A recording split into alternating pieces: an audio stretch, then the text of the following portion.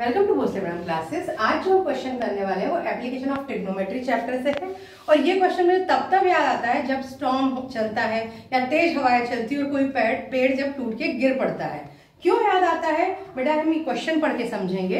Question है आपका second question है और बहुत इंपॉर्टेंट है, मोस्टली ये पेपर में पूछ लिया जाता है। A tree breaks due to storm and the broken part bends so that the top of the tree touches the ground, making an angle of 30 degree with it. The distance between the foot of the tree to the point where the top touches the ground is 8 meter. Find the height of the tree. अब बच्चों तुम गड़बड़ी कहाँ करते हो?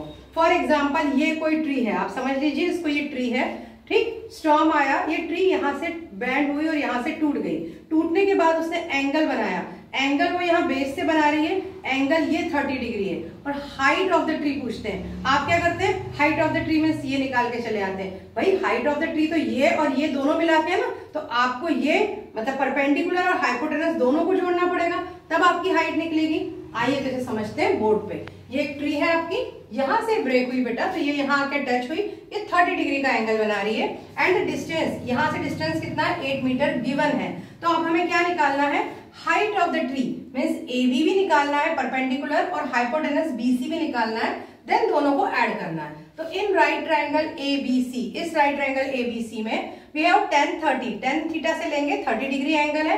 Perpendicular upon base होता है, perpendicular है AB और बेस है आपका AC, AB upon AC। 30 degree की वैल्यू 10 की 1/√3, 1/√3। AB और AC की वैल्यू 8 मीटर गिवन है बेटा, यहाँ 8 आ जाएगा। तो AB को यहाँ रहने दीजिए, 8 को क्रॉस मल्टीप्लाई कीजिए।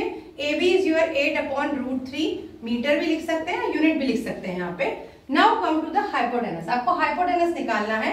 हाइपोटेनस के लिए cos 30 यूज कीजिए, होता है बेस अपॉन हाइपोटेनस।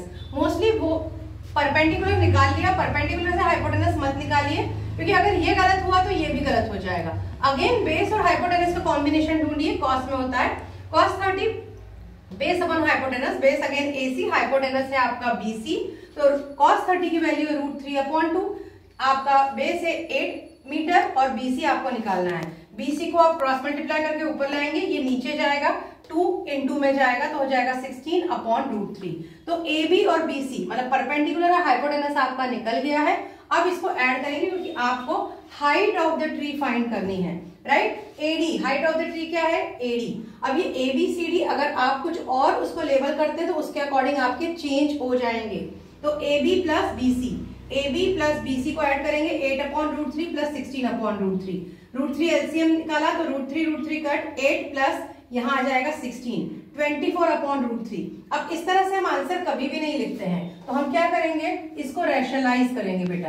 रैशनलाइज करना में सेम जो नीचे है डिनोमिनेटर में रूट, उससे मल्टीप्लाई और डिवाइड करना। ये हो जाएगा 24√3/3, तो ये 3 से कट हो जाएगा 8 से, तो ये आ जाएगा आपका आंसर 8√3 मीटर। तो आप लिखेंगे height of a tree equal to 8√3 metre. This is your answer और लास्ट में आंसर लिख के आइएगा, height of a tree 8√3 metre. तो इस तरह से आप स्टेप बाय स्टेप करेंगे, समझ के करेंगे तो गलत नहीं होगा। हमेशा मोस्टली जो बच्चे गलती करते हैं वो डायग्राम बनाने में, तो ऐसे विजुअलाइज कीजिए किस तरह से हमें एंगल कहाँ बना है, क्या बेस दिया है, परपेंडिकुलर दिया है, क्या पूछा है। अच्छे से लिखिए, डायग्राम बनाइए, आप गलत नहीं करेंगे। Thank you.